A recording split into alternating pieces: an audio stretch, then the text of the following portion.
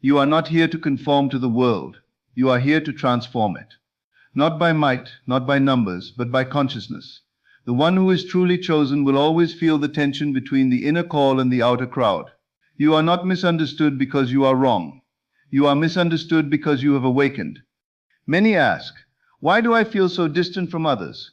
Why do I walk a path that seems so empty of companions? But I tell you, that sense of isolation is not a punishment. It is preparation. For the chosen one does not gather strength from noise, but from stillness. You were not meant to follow the multitude. You were meant to realize that the multitude begins within you. There is a sacred solitude that comes before the birth of any great manifestation. You do not withdraw from people because you are antisocial. You withdraw because you are being attuned. You are learning to move from assumption, not approval. You are learning to trust your inner knowing more than the chatter of the world. And when the time is ripe, the vision planted in the solitude of your heart shall speak, and it shall not lie. This message is for the soul who feels like a stranger among many. It is for the spirit who cannot drown out the whisper of the unseen. You are not meant to blend in. You are meant to remember who you are, and from that remembrance reshape reality itself. There is a kind of solitude that the world does not understand, a holy separation that is not chosen by the ego, but appointed by the spirit. The chosen ones do not walk away from people because they are prideful or arrogant.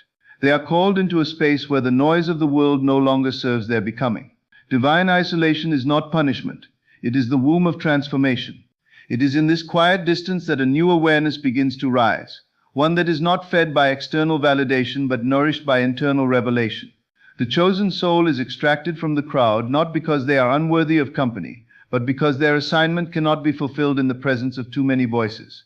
There is something sacred about being set apart. Many try to avoid it. They fill their lives with movement, conversations, and noise, hoping to escape the quiet that demands reflection. But the chosen one begins to feel uncomfortable in rooms where superficiality is celebrated. Their spirit no longer finds satisfaction in shallow exchanges. Their presence begins to feel heavy for others, not because they are trying to be intimidating, but because their vibration exposes what is hidden. It's not always rejection, it is resistance. People sense the difference, and that difference, even when unspoken, creates a barrier. The chosen one doesn't need to say a word. Their energy speaks before their mouth opens. And for those who are not ready, that silence feels like thunder. This isolation is not accidental. It is by design. The divine does not raise up a voice for generations in the middle of a crowd. The greatest movements begin in caves, in deserts, in lonely places. There is a stripping away that takes place in seclusion, a refining of motives, a realignment of vision, a breaking of attachments that once defined the self. The chosen one is led away so that they may be taught how to see differently, think differently, move differently. And this re-education cannot be done in public. It must happen in the stillness of the soul, far from the gaze of applause or the echo of opinion, because what is born in private carries the power to shift entire realities in public. Often the chosen one will wrestle with the weight of this isolation. It does not always feel like a blessing. There are days when the silence feels like abandonment, when the solitude feels like exile. But in those moments, something deeper is being forged. A reliance not on people but on presence. They begin to realize that they are never truly alone, that there is a nearness of the divine that only reveals itself when all other nearness disappears. This is the sacred exchange, the comfort of the crowd for the companionship of the Creator. And once this is experienced, even the idea of going back feels foreign. The chosen one begins to crave depth, not distraction. They learn to value alignment over attention, purpose over popularity. In this divine isolation, the chosen one becomes intimately acquainted with their own soul.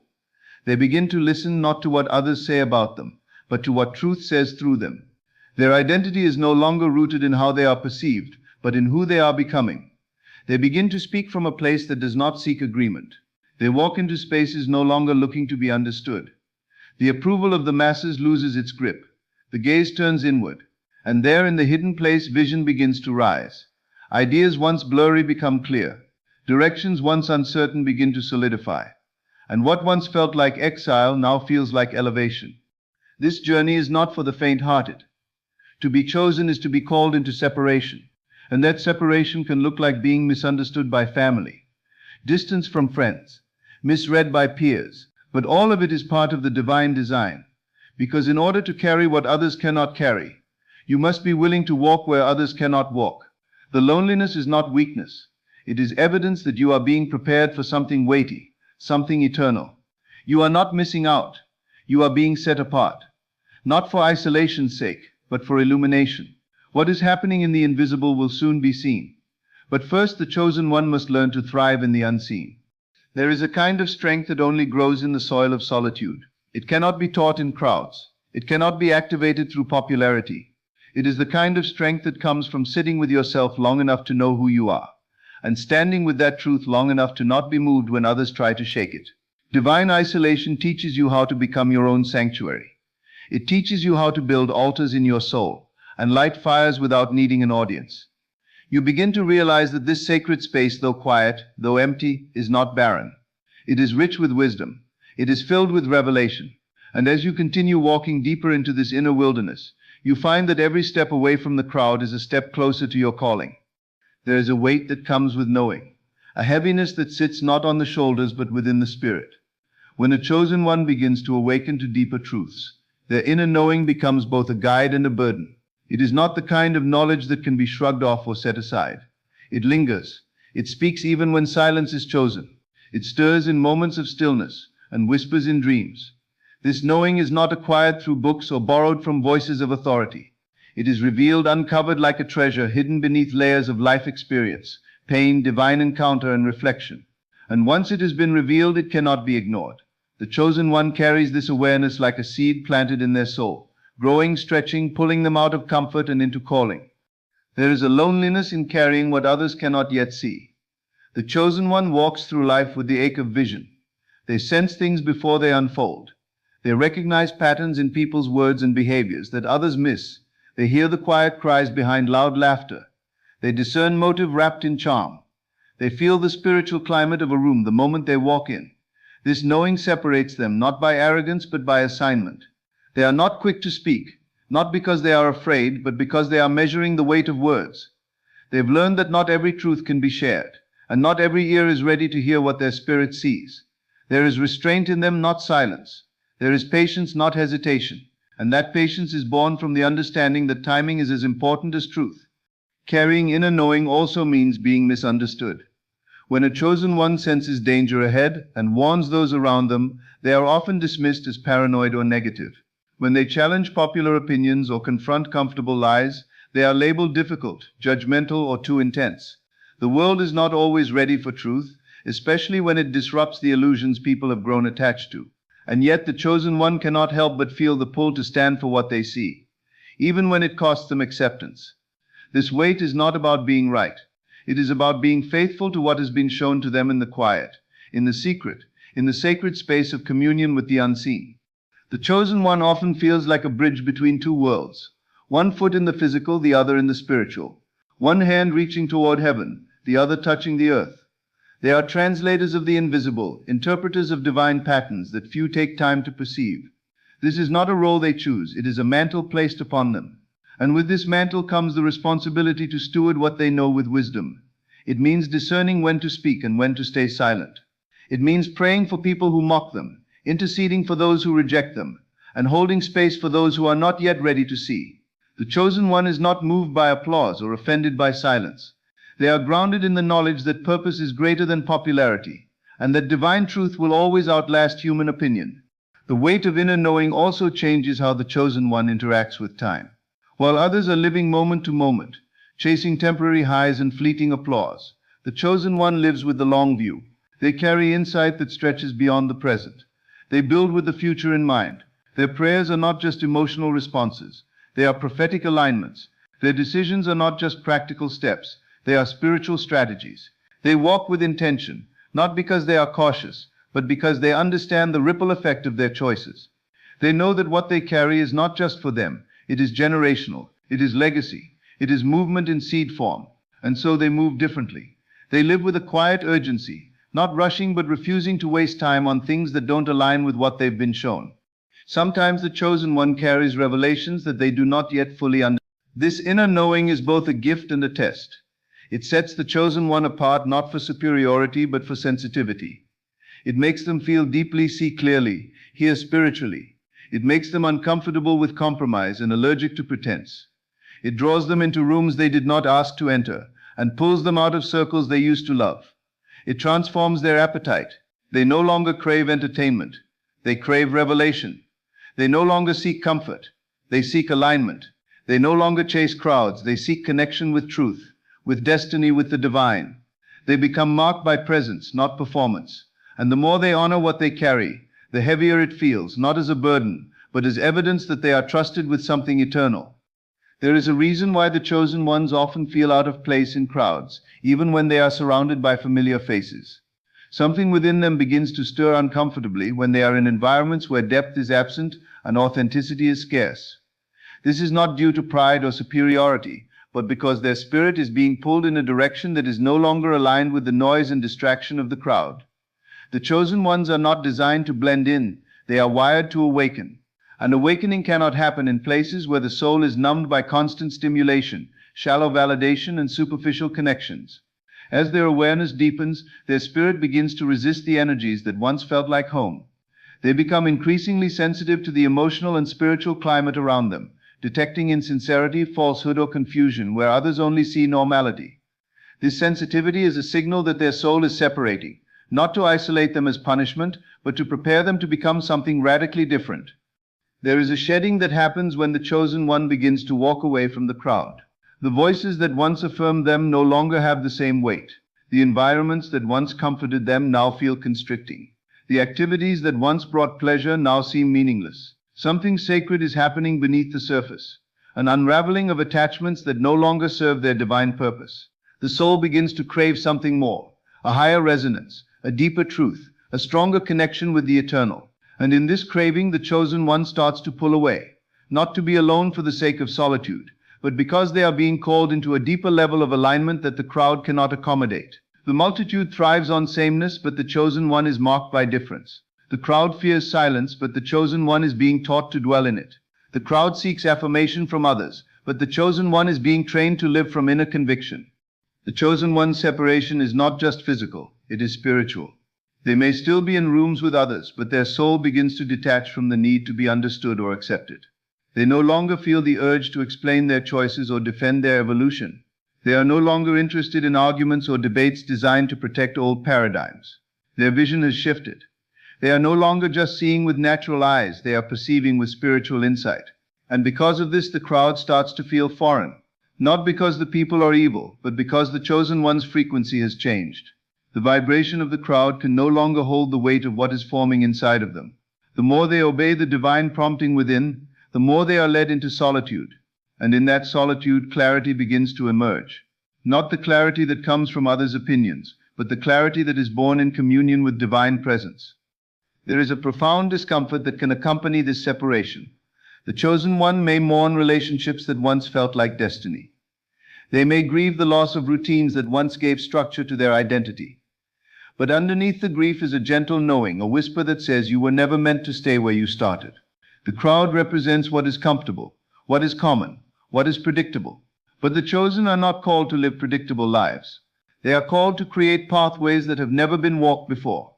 And creating those pathways requires spiritual focus, emotional discipline, and unwavering faith, qualities that can only be developed in the wilderness, not in the crowd. In the wilderness, the chosen one learns to hear the voice that is often drowned out by noise.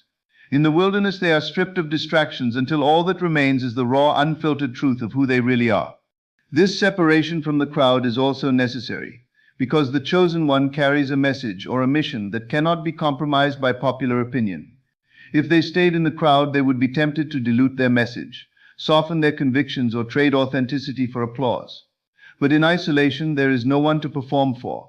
There is no need to impress, only the invitation to become, and in becoming, they develop a kind of spiritual authority that does not depend on numbers, likes, or followers. It is the authority that comes from knowing who they are, whose they are, and why they were sent. This is not something the crowd can give them. It is something that must be revealed in the quiet, carved out through seasons of separation and refinement. When the chosen one finally accepts this separation as sacred, they stop looking back with longing and start moving forward with intention. They begin to see that what felt like rejection was actually protection. What felt like loneliness was actually an invitation to intimacy with the divine. The further they walk from the crowd, the closer they come to clarity. The more they let go of needing to be understood, the more they are filled with understanding. And slowly their vision becomes sharper, their voice becomes stronger, and their purpose becomes undeniable. They no longer need the crowd to validate their path, because their steps are being ordered by something greater than opinion. They have been set apart not to judge the crowd, but to shine in a way that eventually draws others to the truth. But that light can only be ignited in the absence of distraction, in the sacred silence of divine separation. There is a kind of transformation that does not announce itself with noise, but instead unfolds quietly in the still spaces of the soul. The chosen ones are not shaped in the presence of crowds, nor in the chaos of applause. They are shaped in silence. Silent transformation is the process by which the spirit is refined, not by external events alone, but by deep internal shifts that often go unseen by others. While the world expects visible signs of progress and public affirmations of success, the chosen one undergoes a much deeper journey. They are being changed from the inside out. Their thought patterns are being renewed. Their desires are being purified. Their responses are being restructured. And all of this happens beneath the surface, in the solitude where only divine eyes are watching. This is where true power is born, not in performance but in presence. The chosen ones are often hidden during their most transformative seasons. It may seem like they are standing still, like nothing is moving forward, like they are being forgotten. But in that hiddenness, a divine construction is taking place. While others are building platforms, they are building character. While others are chasing attention, they are developing spiritual weight. They are learning how to stand alone, how to remain grounded without external support, how to walk through the fire without burning out. This process is not glamorous. It does not earn applause, but it prepares them for the responsibility of influence that will later be placed on their shoulders. The strength required to carry destiny must be forged in silence, because noise creates distraction, but silence fosters depth. The deeper the foundation, the higher the building can rise, and the chosen one is being built for height. Silent transformation also teaches the chosen one how to detach from false identities. In the crowd, it's easy to wear masks. It's easy to perform, to become who others need you to be, to speak in ways that earn approval. But in the silence, there is nowhere to hide. The masks begin to fall off. The ego begins to weaken. The layers of pride, fear, insecurity, and people-pleasing begin to crumble. And what is left is the raw, unedited self, the one the divine has known all along. It is in this place of inner honesty that the real work begins. Healing takes place. Forgiveness becomes real. The chosen one begins to confront wounds they had buried, beliefs they had accepted, and lies they had lived by. And slowly they begin to rewrite the narrative of their life, not based on trauma or past failure, but based on truth and divine alignment. This is not a momentary shift. It is a deep reprogramming of the soul. The world often looks for outward signs of transformation. New jobs, new titles, new relationships. But silent transformation is not about what changes around you. It's about what changes within you. It's about the bitterness that turns into peace, the fear that gives way to boldness, the confusion that is replaced by clarity. It's about how the chosen one begins to respond differently to the same situations. Where there was once anger, there is now patience. Where there was once desperation, there is now surrender. These shifts are not always visible to others, but they are undeniable to the one experiencing them. And over time, these quiet changes begin to build a new reality. The chosen one starts to attract different people, different opportunities, different spiritual assignments, not because they tried to change the outside, but because they allowed the inside to be renewed. This kind of transformation also comes with a cost. It requires the chosen one to let go of familiar comfort zones, to walk away from relationships that no longer reflect their truth, to say no to opportunities that don't align with their purpose. It requires courage to trust what is unseen, and patience to endure what is uncomfortable. There are moments when the process feels endless, when the silence feels suffocating, when the path feels unclear. But even in those moments, the chosen one is being refined.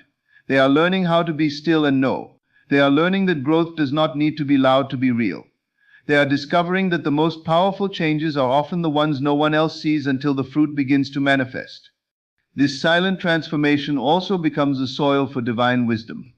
In the absence of external voices, the chosen one learns to listen to the inner voice, the whisper of intuition, the nudge of divine guidance, the quiet pull toward destiny. They are no longer reactive to circumstances because they are being trained to live from within. This is how discernment sharpens. This is how the chosen one learns to distinguish between what is urgent and what is important, what is noise and what is truth, what is emotional and what is eternal. These are the lessons that cannot be taught in crowds because crowds often echo each other. But silence forces the soul to listen deeply. It removes distractions and reveals what has always been present but buried under layers of mental clutter and emotional debris. As the chosen one continues to walk through this process, they begin to realize that they are not the same person they once were. Without anyone noticing, they have become more grounded, more whole, more attuned to their divine assignment. Their energy shifts, their presence becomes more potent, and though they may not always be able to articulate what has happened, others begin to feel the difference. It is not what they say, it's how they show up. It is not the volume of their voice, it's the weight of their spirit. And all of this is the fruit of a transformation that was born in silence, shaped by solitude, and sustained by surrender. There is an intensity to the spiritual energy carried by the chosen ones that does not always fit into ordinary spaces. They walk with a frequency that often disrupts the environments they enter, not because they seek attention, but because their very presence carries something uncommon. This energy is not aggressive, but it is deeply potent. It's the result of divine encounters, of being refined through pain, tested through seasons of isolation, and molded by revelation. The chosen one does not carry mere charisma. They carry a divine charge, a vibration that can shift the atmosphere, unsettle the dormant, and irritate the spirits that dwell in comfort and deception. This is why they often find themselves misunderstood, avoided, or even resisted by those who cannot discern what they carry. Their energy is not neutral. It has impact. It causes movement. It forces reactions. The spiritual weight they carry is not always seen with natural eyes. To some they may seem quiet, unassuming, or even odd, but beneath the surface, their soul emits an undeniable force. Their very silence speaks. Their presence disrupts demonic operations. Their prayers change the trajectory of situations. Their discernment reveals what others prefer to hide. People may not know why they feel uneasy in their presence, but something within them begins to stir. Sometimes it's conviction. Sometimes it's discomfort. Sometimes it's a longing for truth that has long been buried. The chosen one does not have to declare who they are. Their spirit announces it long before they speak. This kind of energy cannot be contained or manipulated. It flows from a well that was dug in suffering, in surrender, in sacred communion. Because of this intense spiritual presence, the chosen one often finds that others either draw close with admiration or pull away with unexplained discomfort. Relationships can feel strained without clear reason. Invitations may stop coming. Conversations may become awkward. This is not because the chosen one has done something wrong, but because what they carry exposes what others try to hide. They become mirrors, revealing spiritual clutter and unhealed wounds.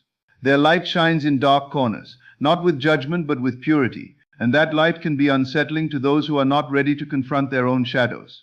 Even those who once celebrated them may begin to withdraw, not realizing that their discomfort is not personal but spiritual. The chosen one must learn not to take this personally.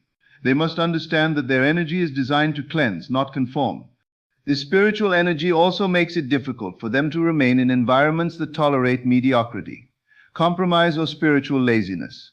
Their soul becomes restless in places where truth is diluted, where faith is replaced with performance, and where growth is sacrificed for popularity. They feel drained in conversations that revolve around gossip, surface-level ambitions, or constant complaining. Their spirit rejects dishonesty, manipulation, and hidden motives. This is not because they are perfect, but because they have been purified. They have walked through the fire of divine correction and emerged with a hunger for authenticity. Anything less than that begins to feel toxic. Their energy no longer matches what once entertained them, what once felt comfortable, what once passed for normal. They are no longer who they used to be, and their spirit refuses to pretend. The energy of the chosen one also carries a protective force. It repels what is not aligned with their purpose. Friendships that are not meant for the next season fall away. Opportunities that would compromise their integrity disappear. Paths that lead to destruction become blocked. Doors close not as rejection but as redirection. This protection is not always pleasant, but it is precise. The chosen one begins to realize that their spiritual vibration is not just drawing what is meant for them. It is also deterring what is dangerous. Their spirit sends a signal to the unseen realm, a declaration that says this one is marked, and because they are marked, they are monitored. They are watched, they are covered. The divine does not allow them to linger in places that would dull their light, delay their calling, or damage their soul. This energy also carries authority. The chosen one may not always realize it, but when they speak, things shift. When they pray, things break. When they worship, atmospheres change. They do not always feel powerful, but power flows through them. It is not a power of domination, it is a power of alignment. When they speak what heaven is saying, their words carry weight. When they move in obedience, their steps cause ripple effects. When they lay hands, healing begins. This authority was not earned through titles, positions, or platforms. It was birthed through obedience in the wilderness, trust in the silence, and faith in the unseen. The world may overlook them, but the spirit realm knows them. Heaven responds to them. Hell fears them, not because of who they are in the flesh, but because of what they carry in their spirit. They must be careful, though, not to misuse this energy. They must remain humble, teachable, and aligned. The same energy that heals can harm if it is filtered through bitterness or pride. The chosen one is constantly being refined, not to diminish their light, but to ensure it remains pure. They must steward their energy with wisdom, understanding that not every room deserves their presence, not every battle requires their involvement, not every conversation needs their voice. They are not called to be everywhere, because their energy is sacred. It is meant to be poured where it will produce fruit, not where it will be drained or wasted. They are walking vessels of divine power, and every step they take is a step charged with purpose. There is a sacred timing on the life of the chosen one that does not follow the world's clock. While others may seem to rise quickly, gaining recognition, influence, or material success with little resistance, the chosen one often feels as though their progress is delayed, their visibility hidden, and their path unusually difficult. But this delay is not punishment, it is preparation. The chosen one's timeline is not governed by convenience, but by divine precision. Their growth must be rooted before their elevation can be trusted. Their character must be forged before their calling can be released in fullness. Every delay is a layer of preparation. Every pause is protection from premature exposure. They are not being overlooked, they are being developed. Their time will come, but it will come when their foundation is strong enough to hold the weight of what is destined for them. There are seasons when the chosen one is ready in their desire, but not yet ready in their discipline.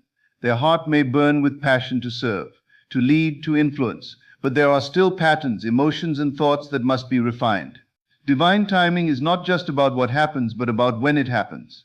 A good thing at the wrong time can become a burden instead of a blessing.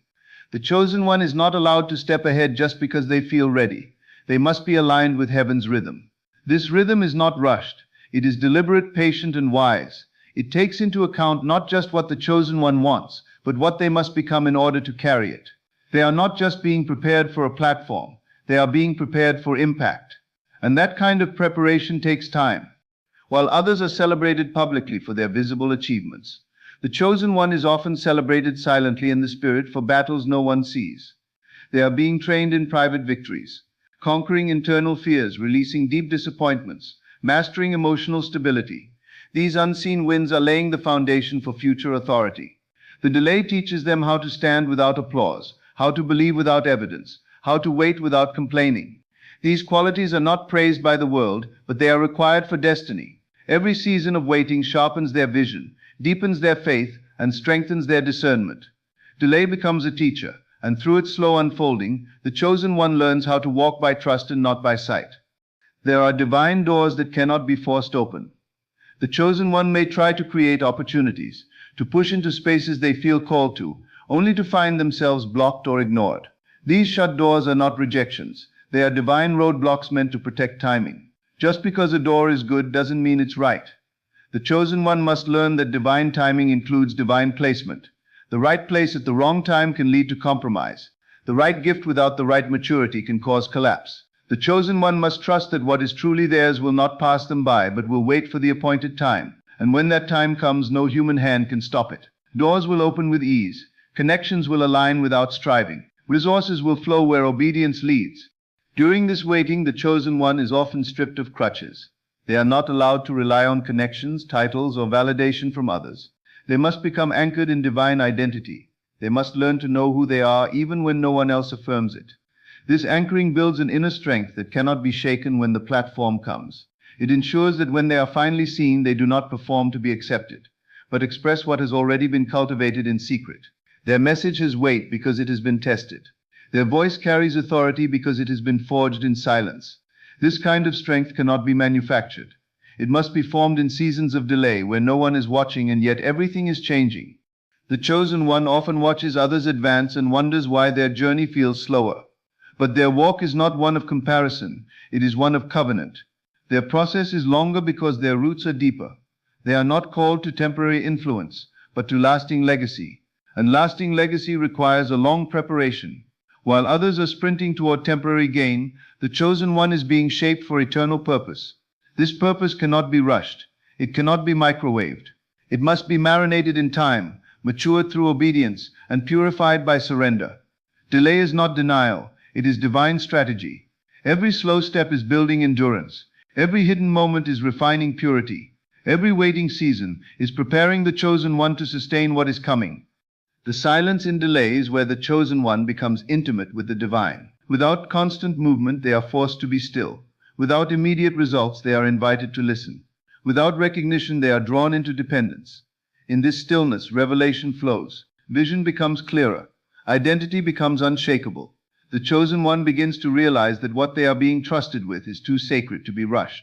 They understand that divine timing is not based on pressure, it is based on purpose. And purpose unfolds at its appointed hour. When the moment comes, all things will align. What once felt like delay will be revealed as divine orchestration. And the chosen one will be able to walk through that open door not as someone trying to prove their worth, but as someone fully aware of who they are, fully prepared for what they carry, and fully surrendered to the one who timed it all perfectly.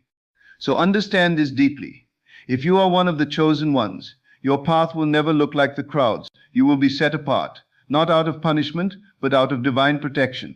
You will feel the sting of isolation, the weight of delay, the burden of carrying an energy too heavy for ordinary rooms, not because you are broken, but because you are being prepared for something extraordinary.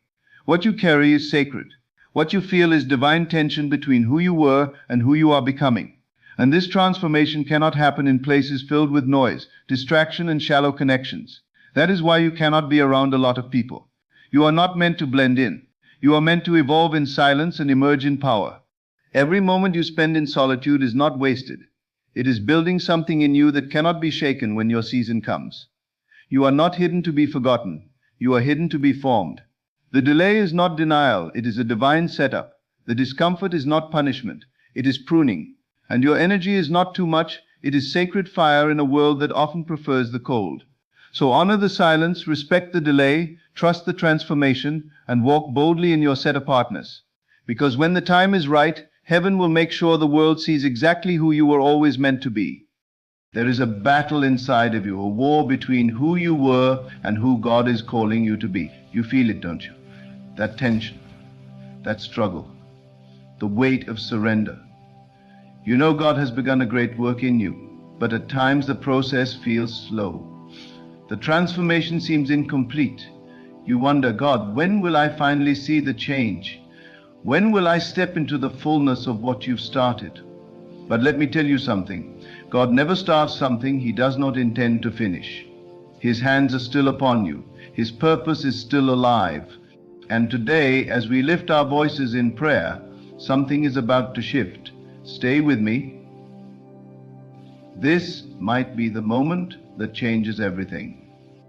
There comes a time in your walk with God when you must decide whether you will keep wrestling or finally let go. Surrender is not weakness. It is the most powerful thing you can do in the hands of the Almighty. When you release your plans, your worries, your doubts, and your fears into His hands, something supernatural begins to happen. The weight you have been carrying was never yours to bear. The struggles that have exhausted you were never meant to define you. But the enemy knows that if he can keep you fighting against God's process, he can keep you from experiencing the fullness of God's plan. The reason so many people struggle in their faith is that they are trying to control what was never meant to be controlled. They pray, but they do not trust. They worship, but they do not obey. They believe, but only until things get difficult. But let me remind you, faith is not just believing when things are easy. Faith is trusting when you cannot see. Faith is standing firm when the storms rage. And faith is surrendering, not because you have given up, but because you know that the one who began this good work in you will surely complete it. Think about this. When Jesus called Peter to walk on water, Peter was able to do the impossible as long as his eyes were fixed on Jesus. But the moment he focused on the wind and the waves, he began to sink. Why? Because fear entered his heart. Fear is the enemy of surrender. Fear whispers that God is not in control. Fear tries to convince you that if you let go, everything will fall apart. But let me tell you the truth. When you finally surrender, that is when God steps in. That is when the miracles begin. That is when the breakthrough comes. Look at your life right now. Look at the areas where you are still holding on. Is it your future? Is it your past? Is it your finances, your health, your relationships? Whatever it is, God is asking you to trust Him. The same God who breathed life into you, who formed you in your mother's womb, who has kept you through every storm, is the same God who will finish what He started in you. Do you remember the story of Abraham? God told him to leave his country, to step into the unknown. Abraham had no map, no plan, no assurance, except the promise of God. And that was enough. He surrendered his own understanding and walked by faith. And because of that, God made him the father of nations. But what if Abraham had refused to let go? What if he had said, Lord, I need to see the full picture before I move? He would have missed the destiny God had prepared for him. You see, the problem is not that God is not working. The problem is that we are not trusting. We pray for direction, but resist when God takes us down a path we did not expect. We ask for blessings, but reject the process required to receive them. We want to be used by God, but we are unwilling to let go of what is holding us back. But today I challenge you. Will you surrender? Will you release your fears, your doubts, your need for control? Because God is waiting. He has been waiting. He has been shaping you, molding you, refining you. The delays you have experienced were not denials. The pain you have endured was not pointless. The journey you have walked was not in vain. Every moment was a step in the process of His divine plan. And now He is asking you to trust Him completely. Some of you have been praying for a breakthrough, but your breakthrough is on the other side of your surrender. Some of you have been asking for a sign, but God is waiting for your obedience. Some of you have been longing for a move of God, but God is saying, let go and watch what I will do. Look at the life of Jesus. The greatest act of surrender in history was when He knelt in the Garden of Gethsemane and prayed, not my will, but yours be done. At that moment He showed us the power of true surrender. And because He surrendered, salvation came to all of us. What if your surrender is the key to what God wants to do next? What if your surrender is the doorway to the miracle you have been waiting for? This is not just another prayer. This is a moment of decision. Will you continue to struggle, or will you finally lay it all down? Will you continue to fight against God's process, or will you trust Him completely? The choice is yours. But remember, God finishes what He starts, and He has not forgotten you. So right now, wherever you are, take a deep breath. Release every fear. Let go of every doubt. Lift your hands and say, Lord, I surrender. Because when you do, heaven responds. When you do, chains break. When you do, the weight is lifted. And when you do, God continues the good work He has started in you. And this is just the beginning. When you surrender, you align yourself with God's perfect will.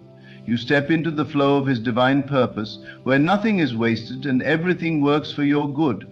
But the truth is, surrender is not always easy. It requires trust, complete and unwavering trust. It requires you to lay down your own plans, your own expectations, and even your own understanding. That's why so many struggle with it. They want God to move, but they still want to hold on to control. They want God to lead, but they are afraid to let go of what is familiar. They want God to bless them, but they hesitate when He asks them to step out in faith. The enemy knows that if he can keep you in a place of hesitation, he can keep you from walking in God's promises. That's why he fills your mind with doubts. That's why he reminds you of your past failures. That's why he tries to convince you that surrender is dangerous. But let me tell you something. The safest place you can be is in the hands of God. The greatest security you can have is in His will. And the greatest freedom you will ever experience is when you finally let go and trust Him fully. Think about Joseph. God gave him a dream, a vision of his future. But before that dream became a reality, Joseph had to go through betrayal, slavery, imprisonment, and years of waiting. If Joseph had refused to surrender, if he had tried to fight against God's process, he would have never made it to the palace. But because he surrendered, because he trusted God even in the darkest moments, he was elevated to a position greater than he could have ever imagined. Some of you feel like Joseph right now. You have dreams, but you are stuck in a season of waiting. You know God has called you, but you don't see how it will happen. You have promises from God, but everything around you seems to be going in the opposite direction. But hear me today. The delay is not the end. The process is not the punishment. God is preparing you. He is refining you. He is positioning you for something greater than you can comprehend. But you must surrender. You must trust that He knows what He is doing. You see, when you surrender, you don't lose control. You give it to the one who controls everything. When you surrender, you don't give up. You step into a greater plan. When you surrender, you don't become weak. You become stronger than ever, because now you are operating in God's strength, not your own. The enemy wants you to believe that surrender is a sign of failure. But in God's kingdom, surrender is the gateway to victory. Moses had to surrender his fears before he could lead the Israelites out of Egypt. David had to surrender his comfort before he could step into his anointing as king. The disciples had to surrender their boats, their businesses, their entire lives to follow Jesus. And every time they surrendered, they stepped into something far greater than they ever imagined. What if God is calling you to surrender something today? What if He is asking you to trust Him with that situation you've been trying to fix on your own? What if He is saying, let go and watch what I will do? You see, surrender is not just a one-time decision. It's a daily choice. Every day you must wake up and say, Lord, I trust You more than I trust myself. I believe Your plan is better than mine. I release my fears, my doubts, my control, and I place everything in Your hands. When you live this way, you start to see God move in ways you never expected. Doors begin to open. Miracles begin to unfold. The very things you were striving for begin to chase after you. There are things in your life right now that God wants to do, but He is waiting for you to surrender. There are prayers that have not been answered yet, not because God is unwilling, but because He is waiting for you to fully trust Him. There are breakthroughs that have been delayed, not because God has forgotten, but because He is waiting for you to let go of your way and embrace His. Surrender is an act of faith. It says, God, even when I don't understand, I trust You. Even when I can't see the full picture, I believe You are working. Even when I feel like I am losing, I know You are leading me to something greater. That is the kind of faith that moves mountains. That is the kind of faith that releases the power of God into your life. When you surrender, you allow God to shape you. And sometimes the shaping process is painful. Sometimes it requires breaking before rebuilding. Sometimes it means letting go of relationships that are not aligned with His will. Sometimes it means stepping into uncomfortable places where your faith is stretched. But every time, without fail, surrender leads to greater glory. Every time, surrender positions you for the next level. The reason many people remain stuck is that they refuse to surrender. They want God to move, but they are still holding on to their own plans. They want God to bless them, but they are unwilling to let go of what is blocking the blessing. They want God to use them, but they are still clinging to their comfort zones. But God is saying today, if you will trust Me, I will take you further than you have ever dreamed. If you will surrender, I will open doors you never thought possible. If you will let go, I will pour out blessings that will overwhelm you. Look at the life of Paul. He was once a man who persecuted Christians, a man who thought he was doing the right thing in his own strength. But the moment he surrendered, the moment he laid down his own agenda and embraced God's call, his entire life changed. He went from being an enemy of the gospel to one of its greatest messengers. That is the power of surrender. It takes you from where you are and positions you for divine purpose. Some of you are standing at the edge of something great, but you are afraid to take that step of faith. You are afraid to let go of what is comfortable.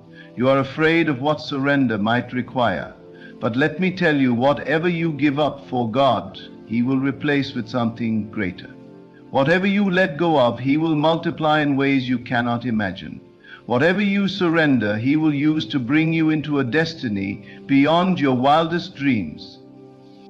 Right now, God is calling you deeper. He is calling you to a place of complete trust. He is asking you to lay down every burden, every fear, every hesitation, and simply say, Lord, I surrender. When you do, something shifts in the spirit. When you do, heaven moves on your behalf. When you do, chains that have held you back begin to break. This is the moment, this is the time. God has started a good work in you, and He will complete it. He is not finished with you. He has not forgotten you. The process may not always make sense, but His ways are higher. His plans are greater. And if you will trust Him, if you will fully surrender, you will step into something beyond anything you could have ever asked, thought, or imagined. So right now, wherever you are, lift your hands, lift your heart, and say, Lord, I surrender. Because when you do, the work He has started in you will continue, and what He has begun, He will surely finish. Surrender is not just about giving up control, it is about stepping into divine alignment. When you surrender to God, you are not losing, you are positioning yourself for something greater than you can comprehend. But the challenge of surrender is that it often requires you to walk into the unknown. It calls you to step into a place where you don't have all the answers, where you don't see the full picture, and where you must rely on faith alone. That is why so many hesitate. They want to follow God, but they also want certainty. They want to trust Him, but they also want to know exactly how everything will work out. Yet faith does not work that way. Faith is trusting in what you cannot see, believing in what has not yet manifested, and walking forward even when the path ahead is unclear. There are things God is calling you to do, but you are hesitating because you don't have all the details. There are places He wants to take you, but you are afraid because you don't see the full picture. But if you wait until you have all the answers, you will never move. If you wait until you fully understand, you will never step into the destiny God has prepared for you. That is why surrender is essential. It is saying, God, I don't need to know every step. I don't need to have all the answers. I don't need to understand everything. I just need to know that you are leading me. And when you live like that, you walk in the supernatural.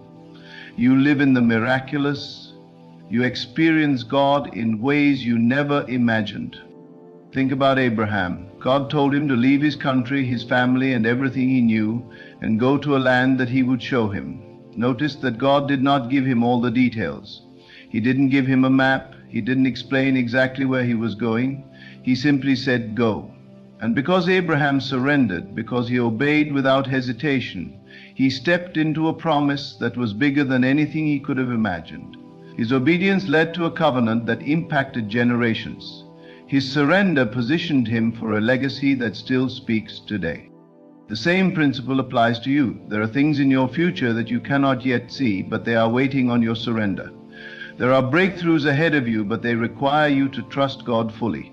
There are blessings with your name on them, but they are on the other side of your obedience. The question is, will you trust Him? Will you surrender even when you don't understand? Will you say yes, even when you don't see the full picture? The enemy will always try to convince you to hold back. He will try to fill your mind with fear. He will remind you of past disappointments. He will tell you that surrender is too risky. But the truth is, the real risk is refusing to surrender. The real danger is staying in a place of fear and hesitation, because when you refuse to move forward, you forfeit the blessings God has in store for you. When you hold on to your own plans, you limit what God can do in your life. But when you let go, when you truly surrender, heaven moves on your behalf. God steps into your situation and things begin to shift. Many of you are holding on to things that God has been asking you to release. You are holding on to relationships that are not aligned with His will. You are holding on to fears that are keeping you bound. You are holding on to old mindsets that are blocking your breakthrough. But God is saying, let it go. Trust me. I have something better. The problem is, many people want God to give them something new while they are still clinging to the old. They want Him to bring fresh blessings while they are still holding on to what He told them to release. But you cannot receive what God has for you if your hands are full of what He asks you to surrender. Look at the disciples. When Jesus called them, they immediately left their boats, their nets, and their old lives to follow Him. They didn't hesitate. They didn't argue. They didn't ask for a full explanation. They simply surrendered. And because they surrendered, they walked with Jesus. They witnessed miracles. They were part of history. Their obedience led to an outpouring of God's power that changed the world. What if they had hesitated? What if they had said, Lord, let us think about it first? What if they had tried to hold on to their old lives while also following Jesus? They would have missed the greatest calling of their lives. And the same is true for you. There is a calling on your life. There is a purpose God has assigned to you. But it requires surrender. It requires obedience. It requires faith. Some of you are waiting for everything to be perfect before you surrender. You are waiting for the right time, the right situation, the right circumstances. But if you wait for perfect conditions, you will never step out. If you wait until it makes complete sense, you will never move forward. Surrender is not about waiting for things to be perfect. It is about trusting God in the middle of the uncertainty. It is about saying, Lord, I don't have all the answers, but I trust you. I don't see how this will work out, but I believe you are leading me. I don't know every step, but I surrender to your plan. There is something powerful that happens when you truly surrender. Worry begins to fade. Fear begins to lose its grip. Anxiety is replaced with peace. Because when you surrender, you place your burdens in God's hands. When you surrender, you are no longer relying on your own strength. You are leaning on His. That is why Jesus said, Come to me, all you who are weary and burdened, and I will give you rest. When you surrender, you enter into that divine rest. You no longer have to strive. You no longer have to carry the weight on your own. You no longer have to figure everything out. Because now you are in the hands of the one who holds the universe. There are people right now who are tired because they have been trying to do everything in their own strength. You are exhausted because you have been fighting battles that belong to God. You are drained because you have been carrying burdens that He never intended for you to carry. But the moment you surrender, the moment you release it all into His hands, you will experience a peace that surpasses all understanding. Think about Jesus in the Garden of Gethsemane. He was facing the greatest trial of His life. The weight of the cross was before Him, the suffering was unimaginable. And yet in that moment He prayed, Not my will, but yours be done. That is the ultimate act of surrender. That is the greatest example of trusting God, even when the path ahead is painful. And because of that surrender, salvation came to the world. Because of that obedience, the greatest victory was won. If Jesus Himself had to surrender, how much more do we need to surrender? If Jesus trusted the Father completely, how much more should we trust Him? There is no surrender without trust. There is no obedience without faith. But when you let go, when you fully trust God with your life, you step into a realm where miracles happen, where doors open, and where divine favor surrounds you. Right now, there is a moment before you, a moment to say, Lord, I surrender. I give you my plans, I give you my worries, I give you my future, I give you everything, because I trust that what you have for me is greater than what I could ever plan for myself. That is the place where transformation happens. That is the place where heaven moves. That is the place where God finishes the good work He started in you. because he who began a good work in you will bring it to completion. He will not leave you halfway. He will not abandon you in the process. He will not forget the promises he made. But you must trust him. You must surrender. You must say yes. And when you do, you will step into a life beyond anything you could have imagined. Surrender is the key that unlocks the fullness of God's purpose in your life. It is the moment you stop wrestling with God and start walking with him. The moment you stop resisting his plan and start flowing in his will. The moment you realize that holding on is actually slowing you down, and releasing it all to him is what truly sets you free. The enemy wants you to think that surrender is weakness, that letting go means you are giving up. But in the kingdom of God, surrender is not defeat. It is the beginning of victory. It is the place where divine strength is made perfect in your weakness. It is the moment when the power of God begins to work in your life in ways you never imagined. There is someone right now who is struggling to let go. You are caught between what you want and what God is calling you to. You feel the tension between your desires and his will, and the battle within you is exhausting. But I want you to hear this clearly. You will never step into the fullness of your destiny until you surrender completely. Partial obedience is still disobedience. Halfway surrender is still resistance. God is not calling you to give him a portion of your heart. He is calling you to give him everything. That is where the breakthrough happens. That is where transformation begins. That is where the chains that have been holding you back finally break. There are people who are holding on to pain from their past, afraid to release it because they don't know who they will be without it. You have identified so much with your struggles that you don't know how to live without them. But God is saying, let it go. I have something greater for you. The weight you have been carrying, the burdens you have been struggling with, the wounds you have been nursing, none of it belongs to you anymore. When Jesus went to the cross, he carried all of it so that you wouldn't have to. But you must surrender it to him. You must make the choice to stop carrying what he already paid for. Look at Moses. He was a man who had every reason to believe that his past disqualified him. He had made mistakes. He had run away. He had spent years in the wilderness hiding from the very place where his destiny awaited. But when God called him, he didn't ask Moses for perfection. He didn't ask Moses to prove himself. He simply said, go. And Moses had a choice: continue holding on to fear and excuses, or surrender to the call of God. His surrender led to the deliverance of an entire nation. His obedience opened the door for miracles that had never been seen before. What would have happened if he had refused? What if he had stayed in the wilderness, convinced that he wasn't good enough? He would have missed the greatest calling of his life. And the same is true for you. There is a destiny on your life that is waiting on your surrender. There are things God has planned for you that you have not yet seen, but they are on the other side of your obedience.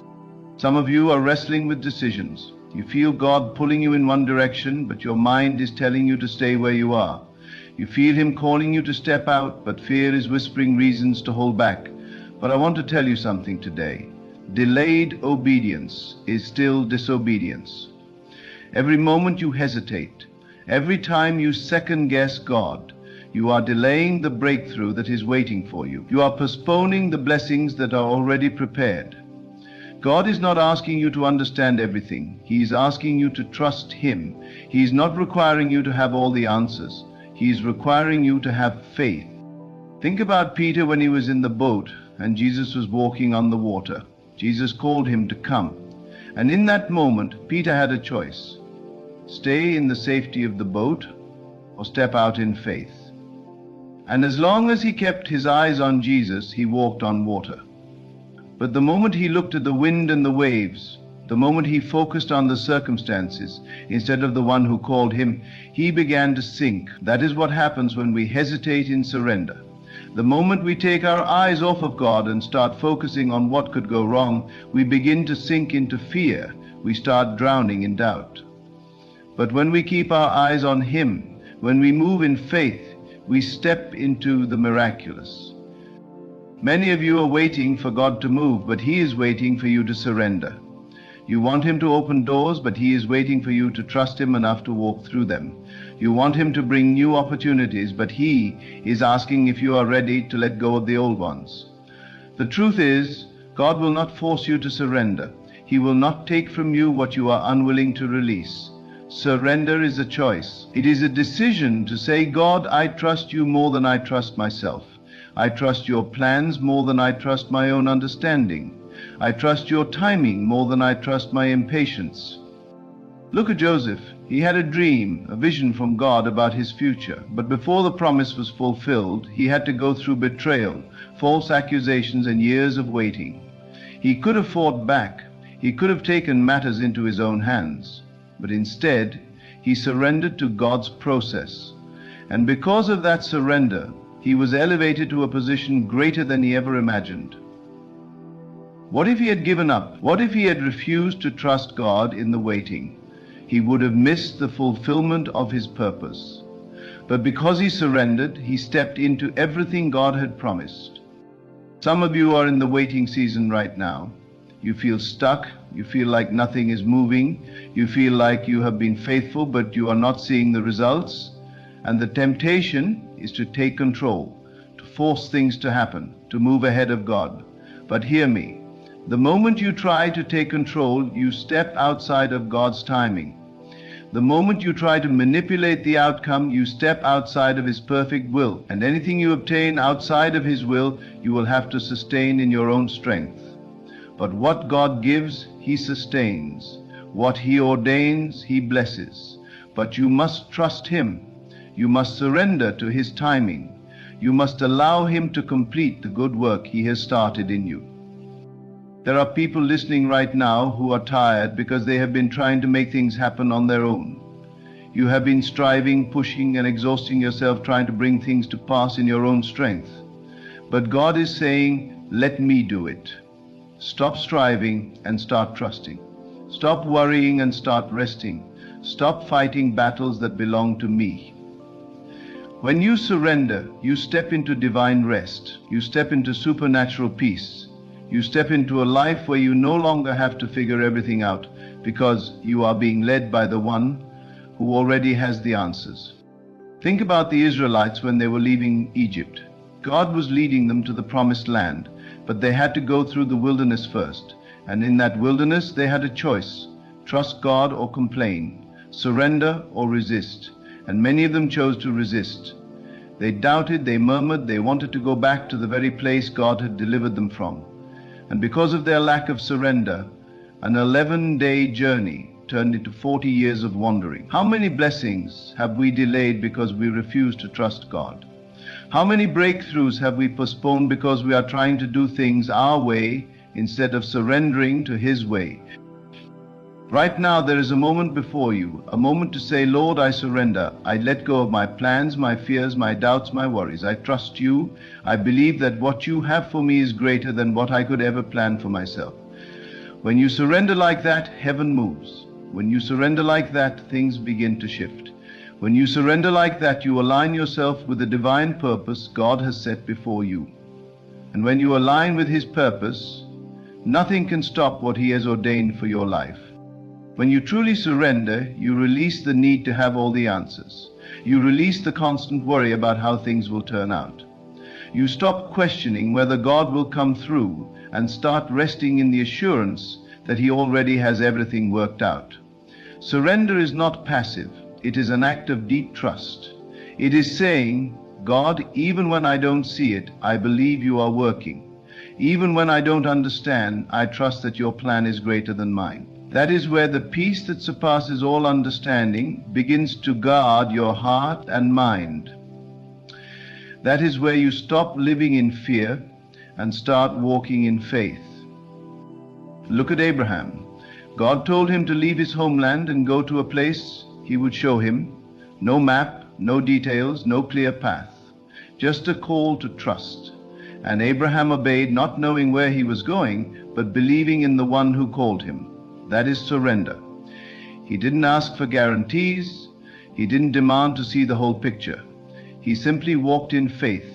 And because of that surrender, he became the father of many nations. But what if he had refused? What if he had stayed where he was, unwilling to step into the unknown? He would have missed the fulfillment of God's promise.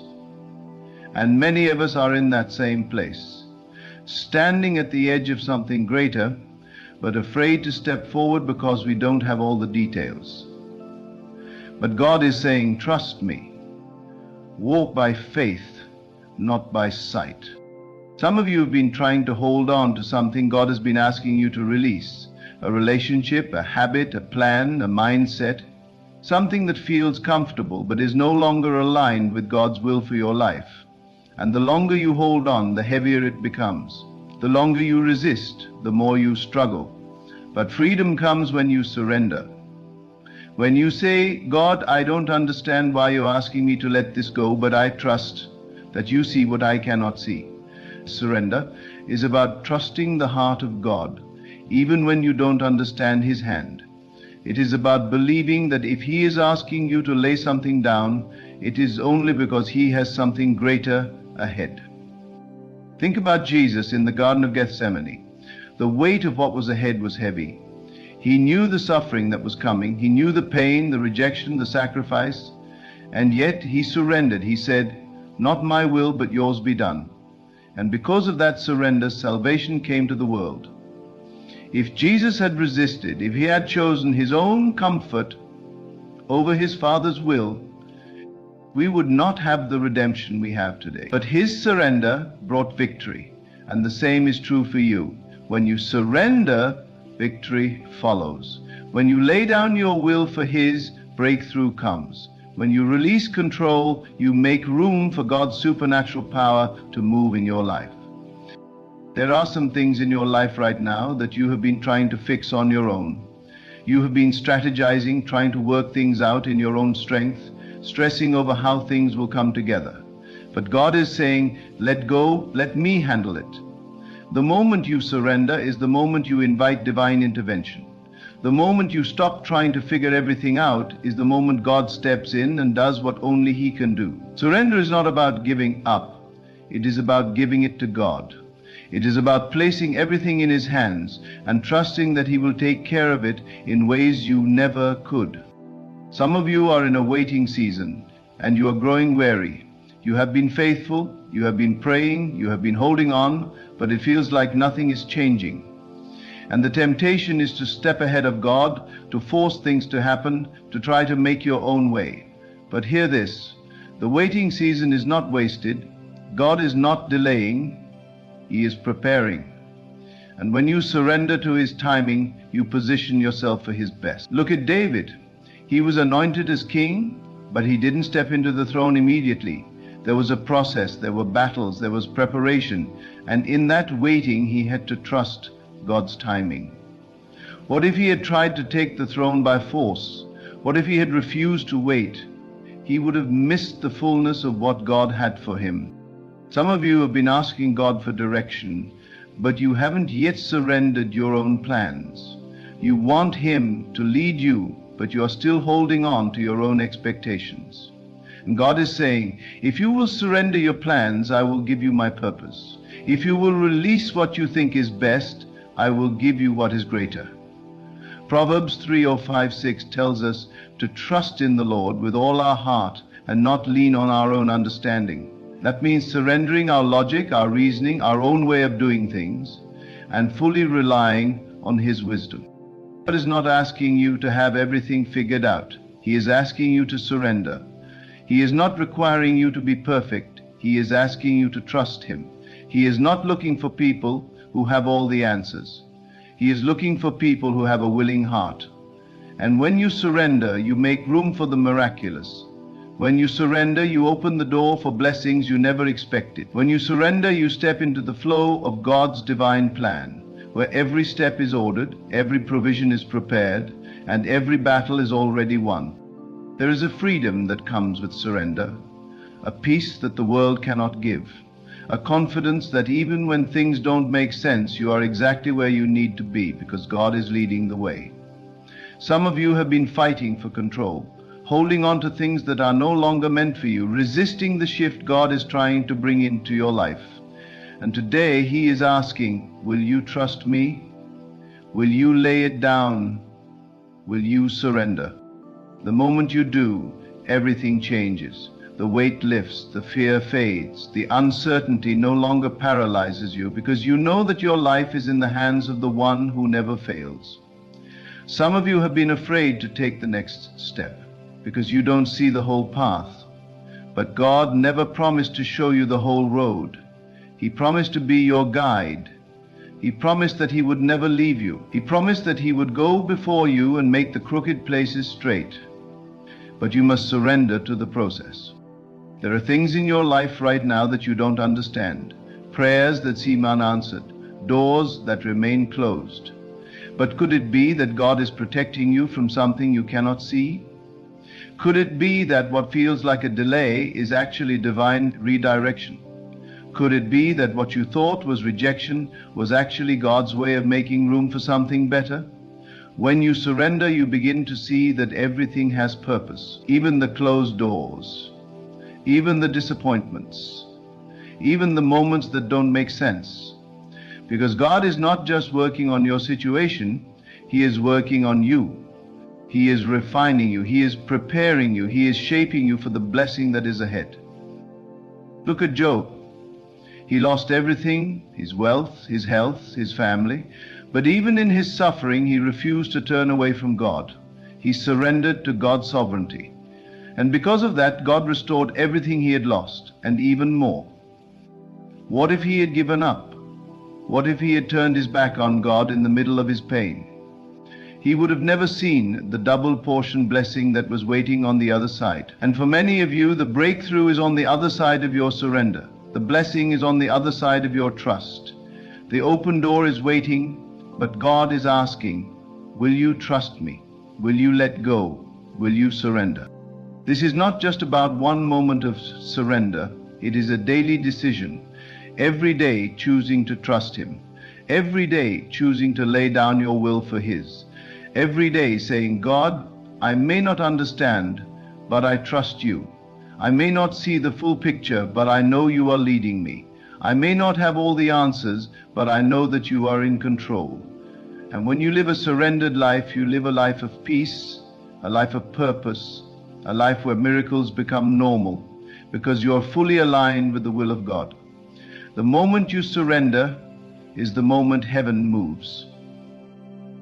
The moment you surrender is the moment the impossible becomes possible. The moment you surrender is the moment you step into the destiny God has prepared for you since the beginning of time. Surrender is not a moment, it is a lifestyle. It is a daily decision to trust that God's ways are higher than ours, that His plans are greater than anything we could imagine. When you truly surrender, you release fear, anxiety, and the need for control, and you step into the peace that comes from knowing your life is in the hands of a faithful God. Abraham walked in surrender, and he became the father of many nations. Jesus surrendered in Gethsemane, and He brought salvation to the world. Every great move of God in Scripture came through someone who chose to surrender. Today, God is calling you to lay down the burden of trying to figure everything out, to stop wrestling with what only He can fix, to trust Him even when you don't understand. If you surrender, He will move. If you trust Him, He will lead you. If you let go, He will bring you into the fullness of His plan. The breakthrough you seek is on the other side of your surrender. Lift your hands, open your heart, and say, Lord, I surrender. Continue the good work you've started in me, and watch as He does exceedingly abundantly more than you could ever ask or imagine.